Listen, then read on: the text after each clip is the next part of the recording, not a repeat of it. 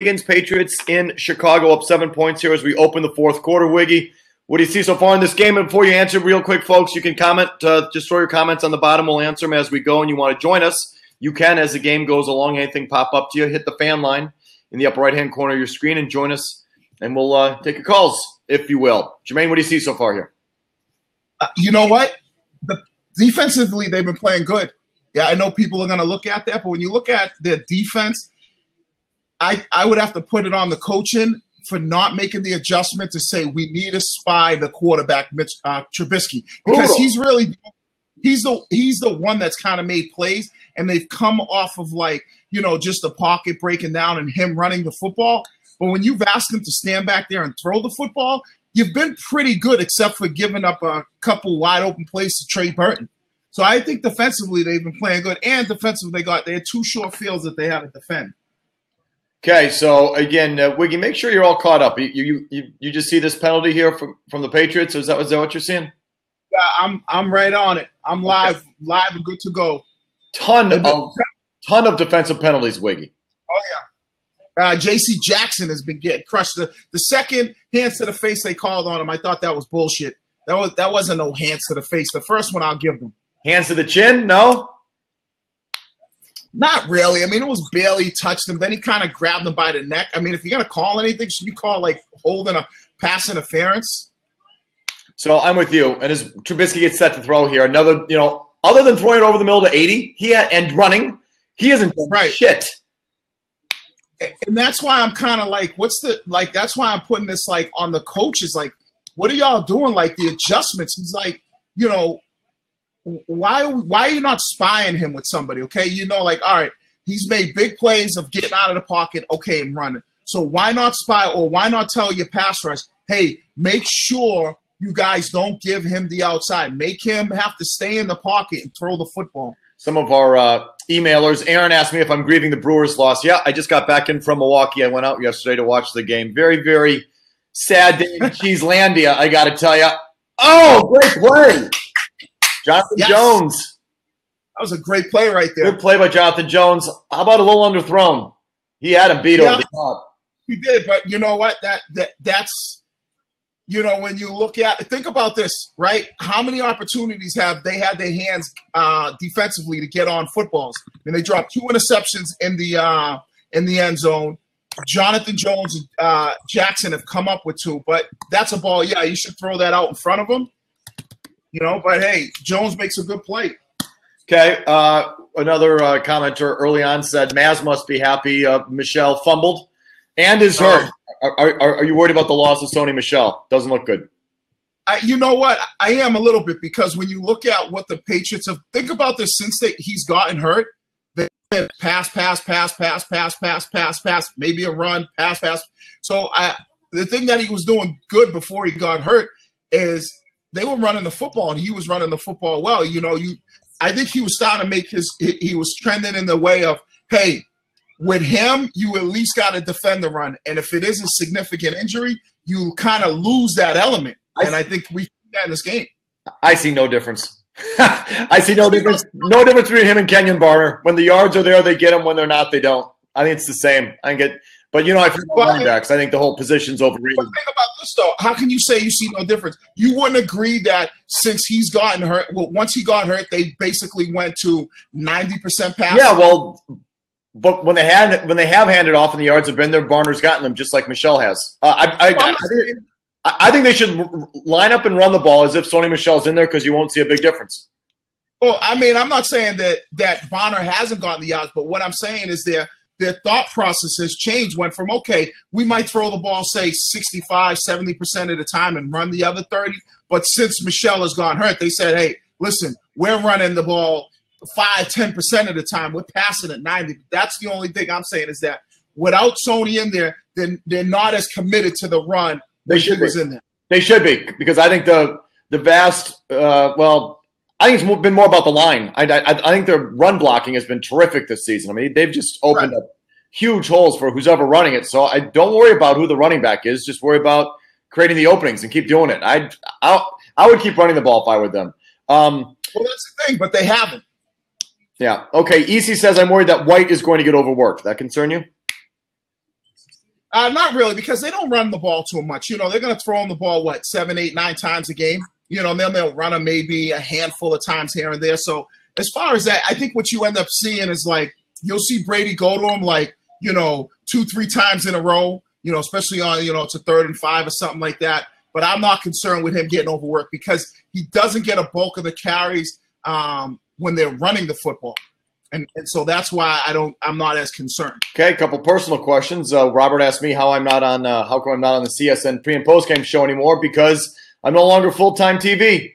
And so the Sundays got the gate. So watch me here, Robert, and everybody tell your friends that if you missed that little. Plus that show's boring, man. It's like watching wet paint dry. Because you know why, Wig? There's no one there to set the edge. There's no one there to tell it like it is. That's an issue. You need someone there to tell it like it is.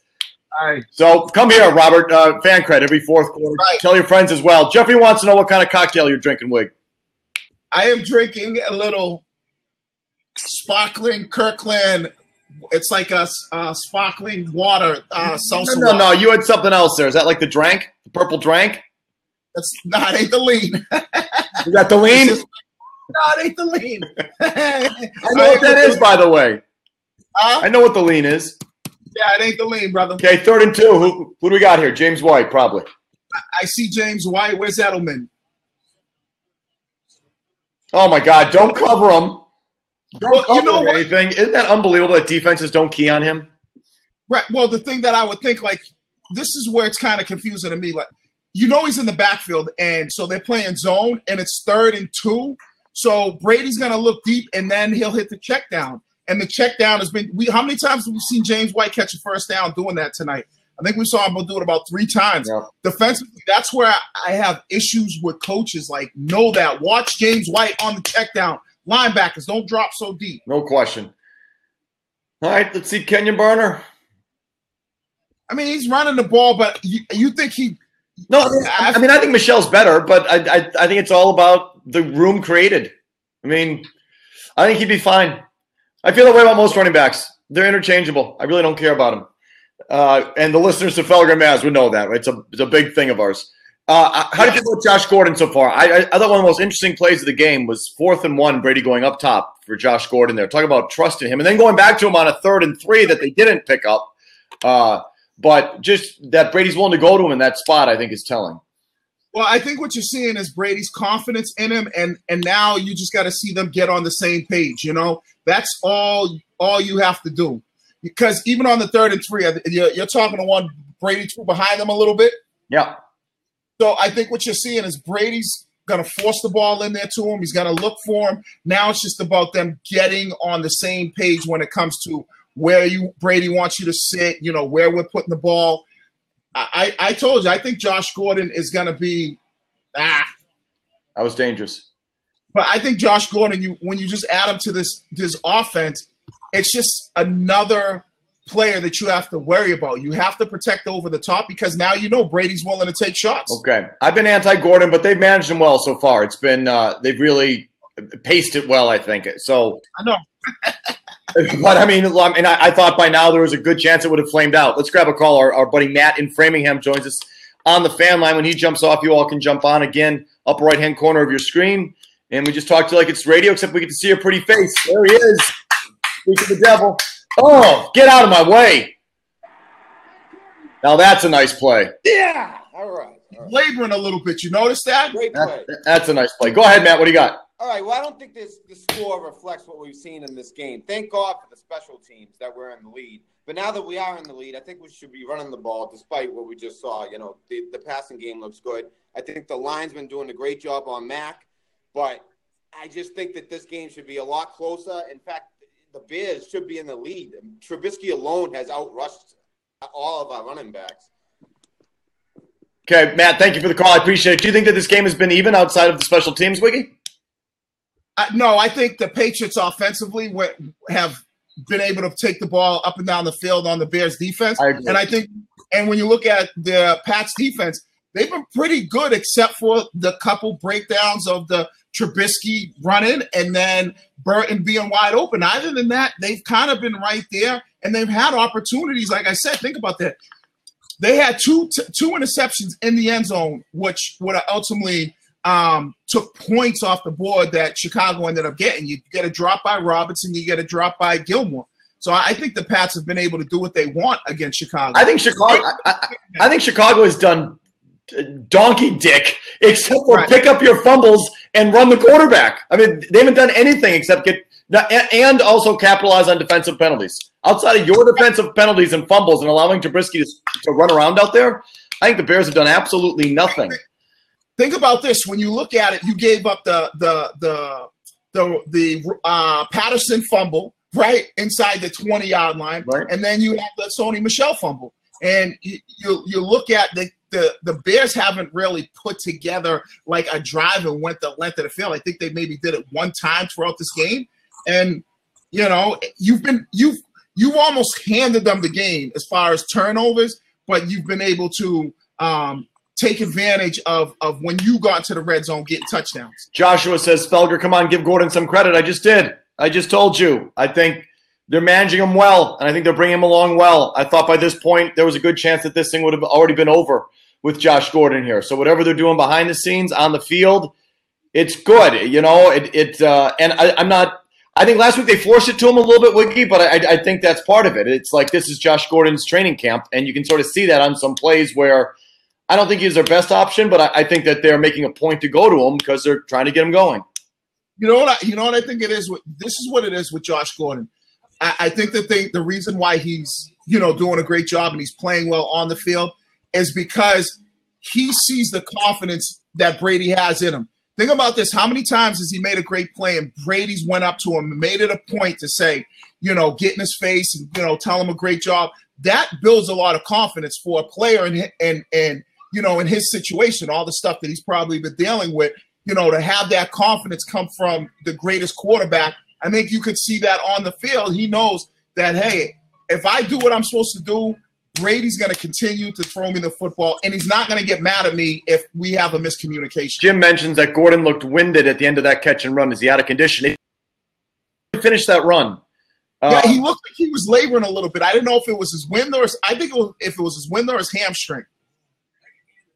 So the wind, I'm okay with. The hamstring would be more troublesome, but he pops right up. But I agree with the texter there. He did not finish that run at all. We've got a couple mention that Edelman's silent in the second half. And the only people who are going to mention that, you understand, are the fantasy players who have Julian Edelman. And they're saying, where's Jules? Where are my points? Otherwise, it doesn't concern me. But do you see anything out there why Brady's going away from him? No, because you think about this, right?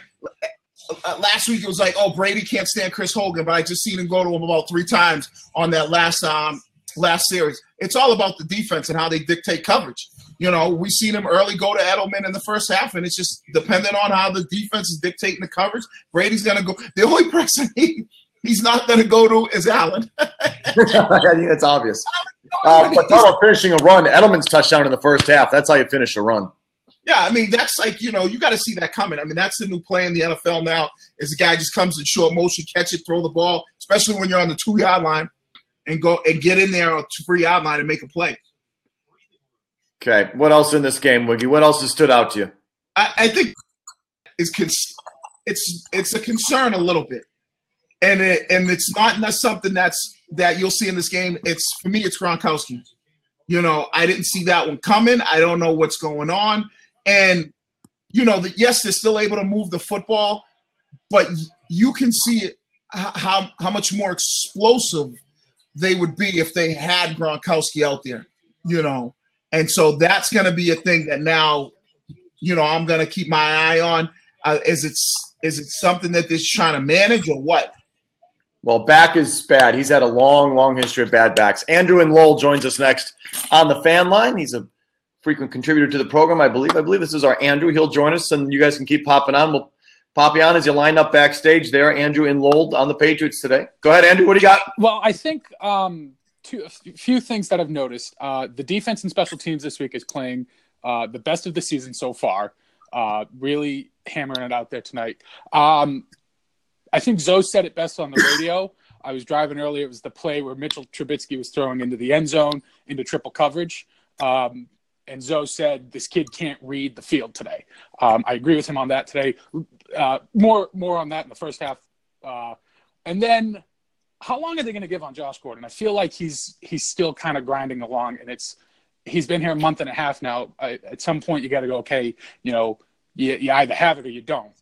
So okay, Andrew, thank you very much. I'll answer that off. I see. That's what I like about it is that they're just being really, I don't know, deliberate with Gordon, and that's what I think.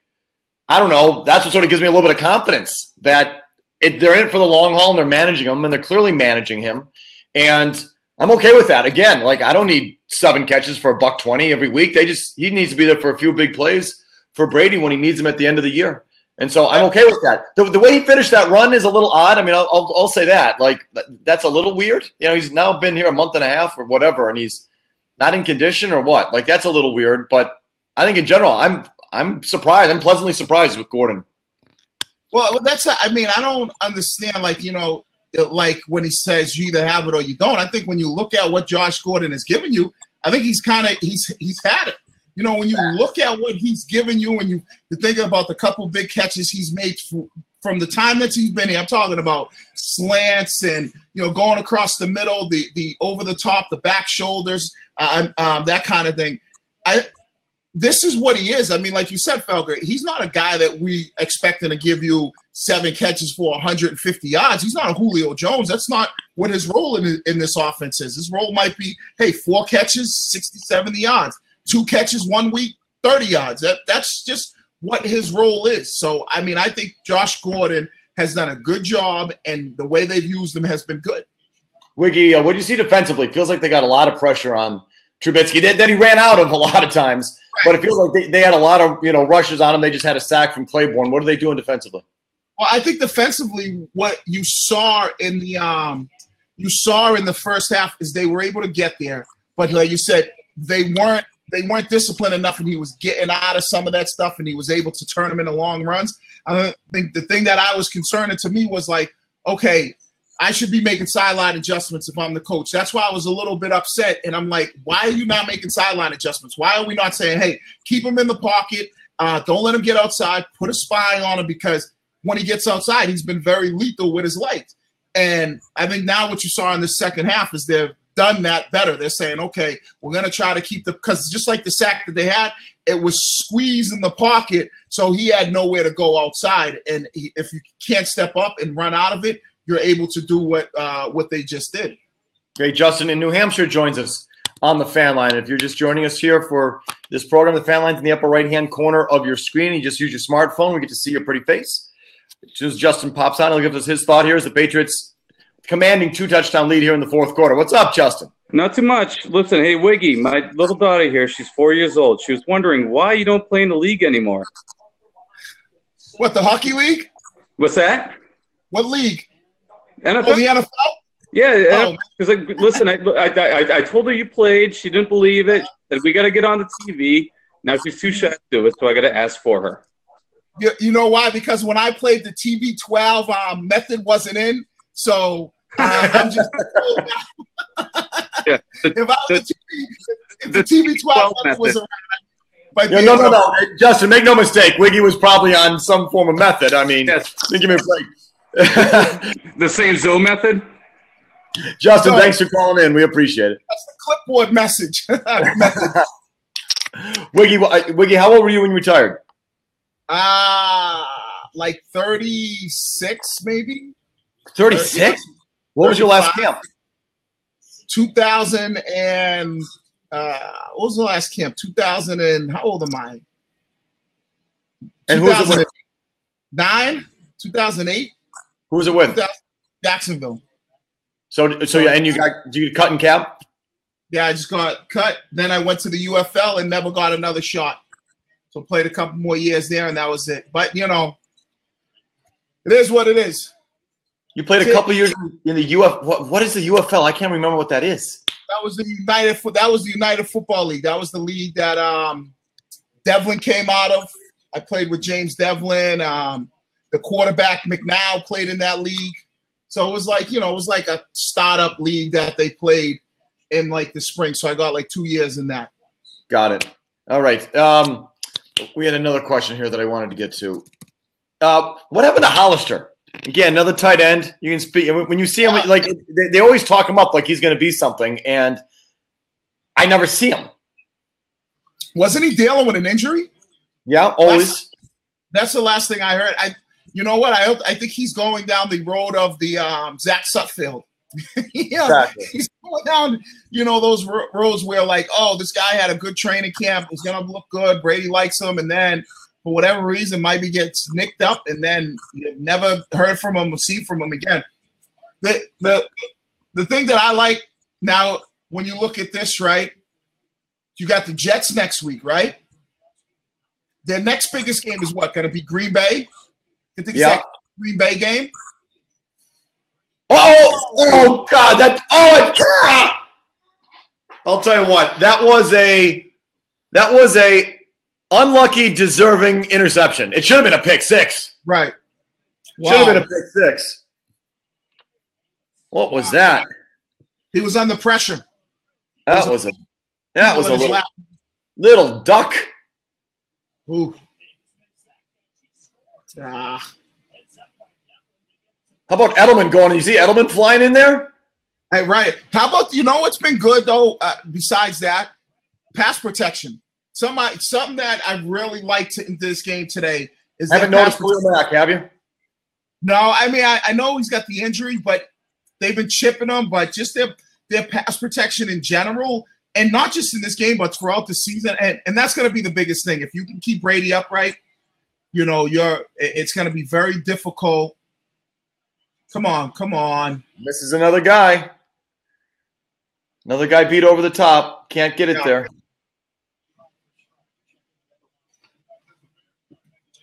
What else? That's the thing that I've liked. I like the pass protection. I'm still a little bit concerned about the pass rush, though. Like, getting there consistently and, getting hands on him, making the quarterback uncomfortable. I'm still a little bit concerned with that. And I see them try to blitz a couple times early in the game. I'd like to see maybe more of that. Passing situations. BN here in the comments says Brady looking old. Agree or disagree? Does Brady? No, I don't think he looks old. Where do he look old? Yeah, he looks sort of feeble on that interception. Oh, because you got to see there's two guys in his laps. We all know he threw it up. He throws it up there. He's one of those floater balls, and luckily the guy kind of bobbled it a little bit. But I don't think he looks. I mean, how do you think he's played this game? Would you say watching this game he looks old? I think he's been good, not great. Yeah, I mean, I don't know. I think he's been that way all year. I think he's been good, but I don't think he's been great. I don't think he's been special.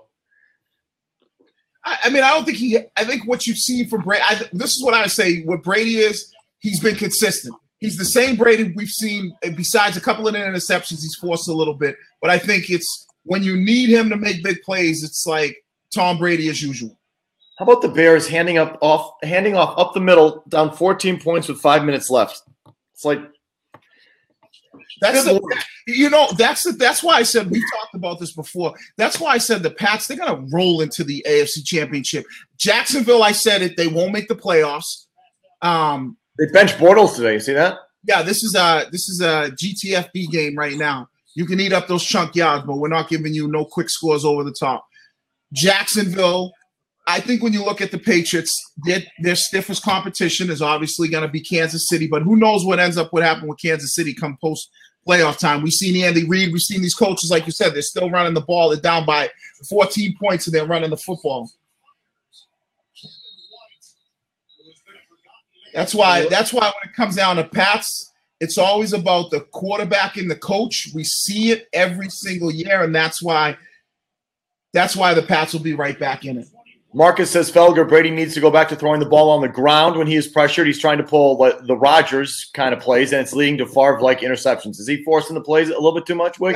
Yeah, I would agree with that person 100%. He's definitely like you've seen it, where rather than just him just like kind of maybe eat it, like where he probably could have ate it, they could have came in and kicked the field goal. You kind of see him trying to make the play. But we heard him say it before. I think it was an interview where on one of the interceptions, then he was getting interviewed on the radio saying, hey, I'm just trying to do a lot. I'm trying to maybe force balls in there, trying to make the big play. So I think he's trying to do that knowing that kind of how the offense is. You don't have Gronkowski. You're kind of trying to implement new guy, Josh Gordon in. So I think you're seeing that with Tom. It's like, you know what? I got to do a little bit more so we can win games. Israel asks us whatever happened to Philip Dorsett. Is he in witness protection? He has absolutely fallen off the map, and I thought he had made a little stride coming into this year. You got a catch today. Yeah, the thing what happened with Dorsett was Josh Gordon. Yeah. Josh Gordon came in, took his role, and then when Hogan got nicked up, you saw him in there. They're going with the Gordon role. All right, Wiggy. If you're the Bears here, let's see what they do. The play here is to now kick off. They just score again. 80 is to 4 minutes left. It's an over. 4 minutes left and 3 timeouts. You kick off.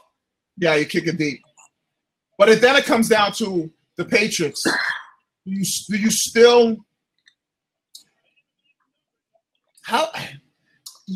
Wiggy, we had this a couple weeks ago. Do you just hand off and run the clock, make them burn their timeouts, or do you throw it? And I'm telling you, they will throw in this situation. Yeah, you throw it. I don't get, right? Watching this game, it's kind of like mind-blowing to me. How the hell did the Patriots give up 31 in this game? Well, today it's not a true 31. Again, they fumbled twice inside their own, 15? Right. Well, turnovers is how it happens. Turnovers, those 2 fumbles and this big interception. But it's just like, even then, though, even with the turnovers, I think one of the turnovers, I don't know if they scored on both of them. I don't know So our texter says email turnovers and penalties. That's exactly how we've given up 31. Turnovers and penalties. Just seems weird, man. I'm like, 31 points? That was too for me. What is Dwayne Allen silent even with Gronk out. I mean, when Dwayne Allen was in Indy, he was involved in the passing game. I remember him catching balls on the Patriots. Like, he's never even looked at in the passing game here. Yeah, that's what I told you. Brady will throw and look at everybody else, but that's one guy he's probably made too many mistakes where Brady's not even looking his way. Shane says Hogan was good today. Why? Matchups. Do they like the corner? Is it Fuller that Hogan was going on? Because Brady looked at him a lot today.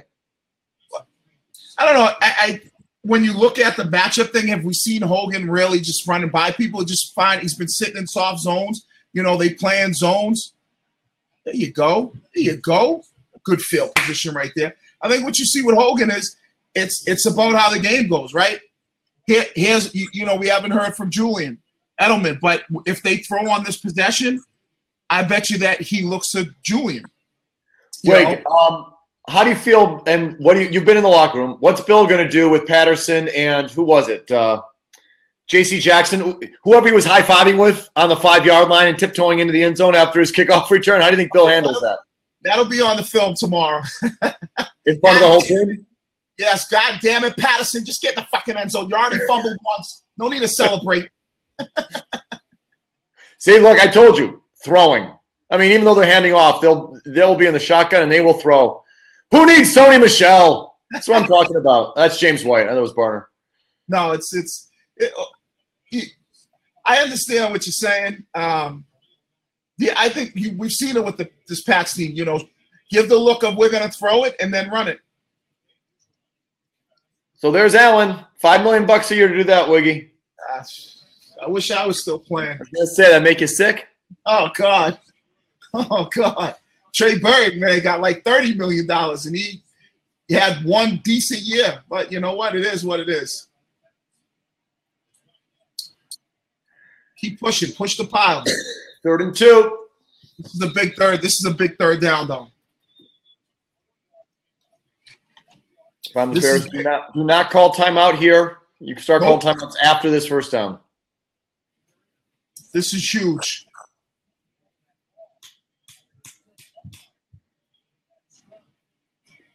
Please.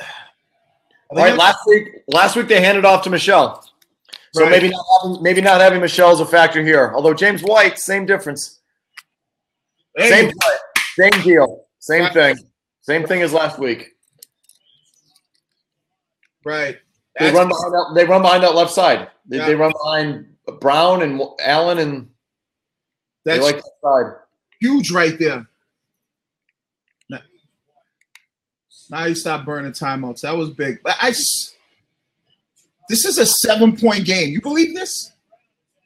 I do.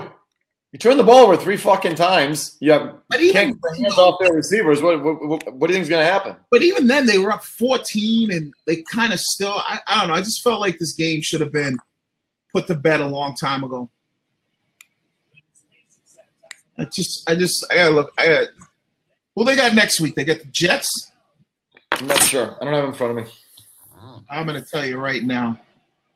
So I gotta see their schedule. They're going to jump on the fan line. We only got a couple more minutes left. Hit that icon in the upper right-hand corner of your screen, and you can join us on the program. Nice. They got Buffalo next week. At Buffalo. Buffalo sucks. Hot garbage. Buffalo is hot, stinking garbage on the way to like 2-14. And then you got Green Bay comes into town. I think that. But Rodgers, he's still dealing with that knee, isn't he? Rodgers is still dealing with that knee for sure. The Packers are not good this year, Wig. They're not. Right. Rodgers will make it interesting, but I don't think they stand a chance. I mean, I like their schedule, man. I like their schedule. Minnesota's down. Not really, Minnesota's not the same Minnesota from last year. Real quick, David says, Felger, Dodgers or Sox? I'll take the Sox because they're just on such a roll, and they have home field, but the Dodgers can pitch. The Dodgers have better pitching than the Red Sox, and usually that's Price. Well, if Price pitches like he did last time, then the pitching's close. But the Dodgers have tremendous pitching, tremendous. Yeah, they do. What they got? Kershaw, Ryu. This Bueller kid threw last night. If anyone watched, that kid is a rookie. He's fucking throws bullets, and their closer's good. Their bullpen's good. They have good pitching. And they have a guy like Kershaw who they'll throw like game 1, game 4, game 7, one of those kind of deals. It's got to come down to the Sox bats. I mean, I know it's their pitching, but if they can give those those guys runs, and if we get another outing out of Price, another 2 outings like that, Chris Sale has just got his belly button ring infection. That's baloney. Shane says Gilmore got restructured. That's true, to create some cap room. Do you think they have anything in mind, Wiggy? What should they have in mind if they do? Here's a name for you. Here's a little something I'm going to throw out there. I love it. Okay? Shane Ray, Denver Broncos. Not really. Who? His name's Shane Ray, outside linebacker for the Denver Broncos. Was a 2nd-round pick, I believe. With them drafting the kid Chubb, obviously you got Von Miller there. He would be a perfect fit. He's like one of those players, 6'3", 245, as a pass rusher, can kind of move him around. That could be a guy. Denver's trying to maybe see if they can get something for him. Okay. Just so it's not Demaryius Thomas, I'm fine with that. I think they're going to go wide receiver. Oh, God, I hope not. Yeah, I think that they feel confident in Josh Gordon. They're not going to go wide receiver.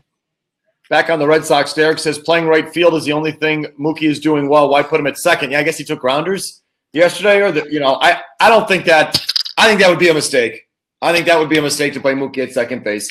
But this is all about, like, all these people are so horny for Jackie Bradley. They just can't accept him going to the bench, in the National League Park. But I just suck it up. It's him or Benintendi. They go to the bench. I'm not playing Mookie Betts at second base. No way. No way. Not after those 2 catches that, one they called interference on, which would have been a catch. But, I mean, Mookie's, his hitting's been all right. I mean, Jackie Bradley is in the ALCS, obviously, a couple big hits. I mean, they were all home runs. But I probably sit Benintendi. I mean, you move Betts to second, you get worse in 2 positions. You get worse at second, you get worse in right. No. Who do you move to the bench, Wiggy? I'd probably move Benintendi. Yeah. I keep Jack. I don't know. To me, Bradley can hit the bench. I mean, but whatever. Either one of those guys. And that's it. LA's got tough lefties. Kershaw, Ryu, Rich Hill. They got some guys who kill lefties. But I think the thing is that if you put Jackie on the bench, you take a tremendous center fielder out of that, right? You do. So then what do you do? Do you then move Mookie to center? Mookie or Benintendi. I think they'd both be good, more than good. Not as good as Bradley, but good. Right, but that's what I'm saying. I think you leave Jackie at center, you keep Mookie where he is, and you put Benintendi to the bench because the way that Jackie hit in the ALCS, I don't think between him and Benintendi right now, I would go the edge Jackie Bradley. Okay, back here on the footballs. This play is one play from being over. Let me ask you, if you're the Patriots, how do you feel about this game, Wiggy? I'm happy that we're one, but I'm very, very I'm disappointed in the sloppiness of ball security. That and just the missed tackles, because there was a couple missed tackles, especially on Trubisky. Those would be the two things that I would be disappointed is ball security and just like some of the discipline defensively when allowing some of those missed tackles. And injuries now a concern. Michelle, Gronkowski, etc. Oh, well, I'm hoping Michelle's thing. Who knows what that's going to be? I mean, it's probably going to be a couple weeks. But like I said, looking at their schedule, here's what you got. Here's the biggest question. You got Buffalo Monday night. You stick Gronk? If he's healthy, he plays. If he's not, he doesn't. It's not a, rest him for this guy or hold him out for that guy. It's all about the medicals. That's what I think. So, I don't think they're saving Gronk at all. Raza just says saving Gronk for Green Bay. They're not that kind of team. They don't. Like Tom Curran wrote this on NBC Sports Boston. If you're healthy, you play. Right. Here's your next 3 games before the bye week. Tell me what you think. At Buffalo, Green Bay. Win. Green Bay comes to you, and then at Tennessee. Win. Okay. You're going to win these games. It's sort of a – I don't think you're in danger of losing to these bad teams. That's not the point. The point is how good can you be? I think you look at this team. Even with the turnovers today, I felt like they controlled this game. They've had it. I didn't really feel like they were going to lose at any point in time in this game. Me neither. I feel like with this team here, I don't think anybody can check. Their biggest challenge is going to come when they play the LA Rams in the Super Bowl. Okay, Wig, there's 30 seconds left. The game is effectively over. Why don't we put a wrapper on that? And we'll do it all again next week. So it's Monday night, eh? Monday night. We'll talk to you next Monday night during the Bills game. See you, Wig. Later. Bye.